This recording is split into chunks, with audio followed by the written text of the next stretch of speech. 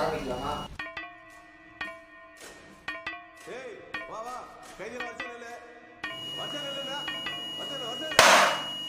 யாராங்க lactic acid எடுத்து ஊத்துறதுல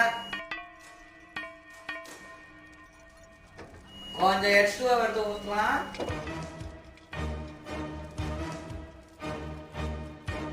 அல்லுயும் சீதா ஒராயா கோய் சிக்கம் மண்ணம் நிறைய போடாதீங்க, போட்டீங்கன்னா வயிறு. Sodium chloride